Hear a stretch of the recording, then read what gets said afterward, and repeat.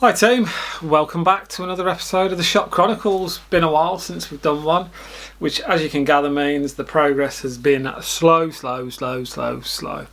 Not helped by the coronavirus, so what can you do about it? But thought I'd give you an update because we are getting dangerously close to this thing being a reality now. So here we go, hit you up with the update and I'll give you some updated designs and show you where we're at the minute because the business is really starting to take shape now. We just need the premises to actually trade in, but we're getting there. Really pleased with where we're getting to. So as you can see now, as I'm showing you while I'm chatting, the designs have started to come on. We've got the shop front that's really finalised. So you've got the shop front and we're starting to play around with the layout inside now. We're now pretty closed on what the shelving or the display units, where the counter's going to be. What you're viewing now isn't the final version because we're not happy with the customer flow. As soon as the contract is signed, I'll show you a before and after of, you can just see just how far we've taken the design versus the original, because I do think it's quite stark, the difference. But we've now made the decision of what products are going to go in there, so the shelving, weirdly, as I've learned, has become a key part of that because we've got around 400 to 450 items or SKUs depending on how much you do or don't know, and I'm really proud to say that we've got to a point where all of the produce is British, bar 2 or 3 things that absolutely cannot be British because we don't have the weather. You can't grow the stuff there, but they are still an important part of the product range that we'd like to offer.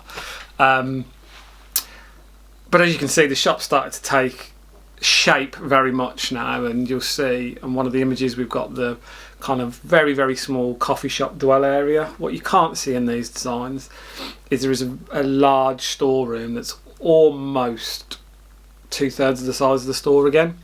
We're actually going to take that and flip it into the coffee shop once we're in, because we want to get up, trading, revenue coming in, and then it's discussions with the councils about planning consents and things like that. Confident we get it, but I think very much we see it as a shop first, coffee shop second, but we really do think that things dovetail well together. And the kind of design theme will continue through the coffee shop. It'll be slightly more eclectic with the type of furniture and the designs and the things that we'll do in there, but it's actually a very big premises where there's a bunch of offices and there's 2 lots of toilets, so we can convert that for the public. So I'm trying to start to give you the more detail now, because for some of you it'll be dull, some of you it will be boring, but actually as the business starts to take shape it becomes a lot more exciting and a lot more tangible, and hopefully in the coming weeks I'll actually be able to show you the shop itself. We're obviously under restrictions, so I will be very limited in the amount of times I can go down to the shop pre-opening, but it will start to bring it all to life to you. So that was the designs. Hopefully you like the look and the feel of what we've done, kind of wood meets concrete, and then we've got to sort out the lighting. But we've made big progress now. We know what the product range is, we know the kind of margins we're trying to operate towards, so I feel quite proud that we've not took the piss. We are absolutely not going to be the cheaper end of the market. We're not going to be where you go for the value product. But I caveat with what we'll offer is great value for the quality and the provenance and the locally sourced nature of what the product is. And there's things on there that, I mean, I literally have never seen before. It's products that I would eat, it's products that I would love to source. But pre-opening the shop it would have almost been impossible for me to get most of the products because you have to have a supply account and they only deal with very small outlets. Delighted with the kind of local suppliers we've got for the milk, the bread, the eggs, all of the kind of what I call like the touch points, the things that you might buy multiple times a week rather than one big shop. We've also landed on like a subscription model, which I think isn't really the done thing at the moment. There's click and collect in big shops and you can have weekly orders from kind of smaller local provincial companies, but what we're trying to do is be the hybrid of the two, create 4 or 5 really staple subscriptions where you can get what we're calling things like the daily drop, where 2-3 times a week you can get milk, eggs, bread, orange juice dropped to your door, and particularly in the coronavirus world, it's a much safer way of operating. We will come up with quite an innovative way of delivering it so we can remain environmentally friendly, which is obviously very important to us. We've then got kind of, it's not called meat and two veg, but let's call it meat and two veg for now, where you get protein items and vegetables so you can make a couple of really nice meals a week. And then we've got, for those that kind of fall in love with us, which hopefully there's lots of people out there, we've got like a hamper, a weekly hamper, where you could essentially sustain a family of 4 off the back of that. And then we're going to introduce things like seasonal stuff where you could sign up for an annual subscription, but you're only charged during the periods in which the subscription counts. So we'd do an Easter hamper, we'd do a Halloween hamper, a Christmas hamper, a couple of summer hamper drops for all of your barbecue stuff, but we wouldn't do that weekly because we wouldn't force that upon you. So yeah, we've started to make real inroads now. The product line's clear, it's finished, it's done. The big test will be kind of getting on the phone and placing those opening orders. The opening order is a very large amount of money, not as much as we thought, so it helps the P&L, but and the shop fit out costs have come in the kind of region that we'd hoped. We all in, we basically knew that the shop fit out costs and getting the business open would be 6 figures, but it's not hundreds and hundreds of thousands. It's the lower end, which we're absolutely delighted with, to get the quality of the fit out that we believe we're going to get, as well as the product range and the look and the feel. We've provisionally ordered the uniforms now. Business is really starting to take shape. We're doing the boring but necessary stuff like insurances, public liability pieces. So all of the parts that go into opening your own business that people don't see. But and then the other parts that we're really excited about is making this a community hub, because we're not shying away from the fact that the idea is to open more than one. But wherever we open, we want it to be your local place. It's very important to me and my business partner that we keep that at the heart of Smithton's, or Smithton's Food Market as it will be known. So we're going to do things like there'll be an hour a week where it's for retirees or pensioners, and we might find people to come and do talks. There might be tastings. We're going to run at least twice a month open evenings with maybe a cheese and beer tasting, cheese and wine tasting, and we're going to try and ensure that every week there are classes and things that make us part of local community, kind of mums and toddlers mornings, all the things that you've seen in other places, but we want to be recognised as more than a shop or more than a coffee shop. If you live within probably no more than a mile square radius, but if the people that live within a mile of it know us, buy some of their final produce off us, and they come for their coffee morning with fellow mums, or they look forward to whatever the local beer launch that we all do once a month with some local breweries. If we can become known for that, we serve more than a purpose of just food and beverage.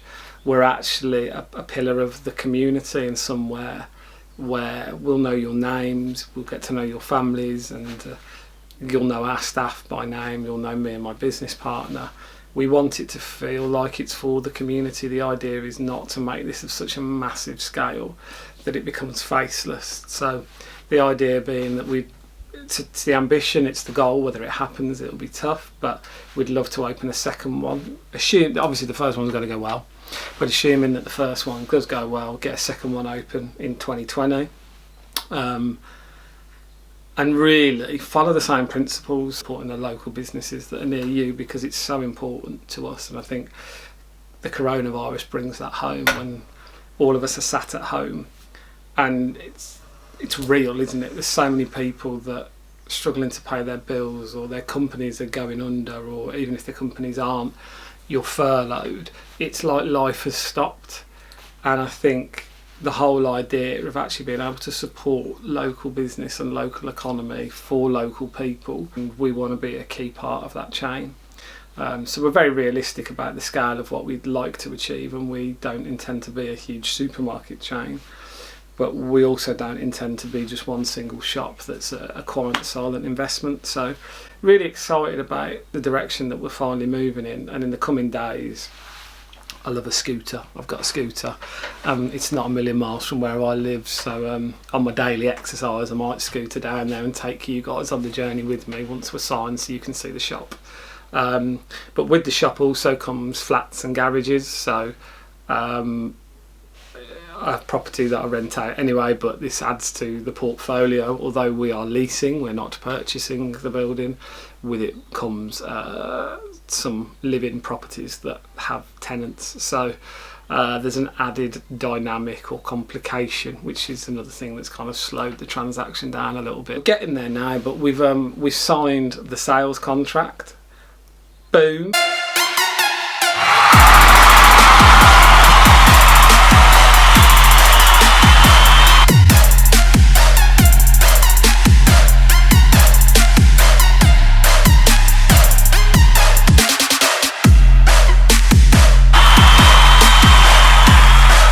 Which is step number one, and really now it's just about assignment of leases and stuff. So I think what we're looking at is, as I sit here today, we're on the 22nd or 23rd of April.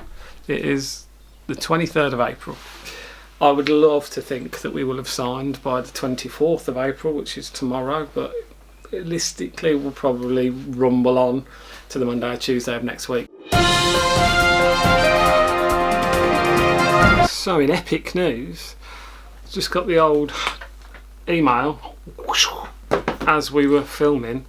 A couple of bits we've got to go back on, but we have the final versions of everything, so who knows, we may be signed this week, which means we can get underway, which is awesome news. Just thought I'd drop that in because everything I'd filmed was pre-getting that, but great news. But from the moment we've signed, there's no going back then once the leases are assigned and all the agreements are nailed on. And once you've exchanged, you're all in. Short of something that is hugely unpredictable, you're on the hook then. The money's going to go, it's never coming back. So really, although there's no such thing as a done deal till it's a done deal, at the point of exchange, you're 98% of the way to it's a happening thing. I personally, regardless of the size of the business, love to see the behind the scenes. What does business really look like? It's very easy to make things look glamorous, or I could sit here and because I have my own consultancy business and I've got another couple of investments and I've got some other pieces going on to go, you're this big high-flying businessman. It's not the truth. The reality is you might do well and you might well be successful, but when we open the shop, I am going to be cutting loaves of bread. I will be making cups of coffee. Is that going to be my full-time job? Of course it isn't. That's not the ambition. But anyone who's started their own business, any entrepreneur knows you're going to get your hands dirty. So yeah, that's it for today. Hope you enjoyed the update, and as we get closer to the opening, love to have as many of you on the journey as possible. And if you happen to live near where this shop is, which will start to become clear, let people know. Come and be a punter. I am not too proud to ask for your cash. So that's it for today, guys. Stay safe as always. It's a crazy world out there, but appreciate you watching. Lots of love. Bye.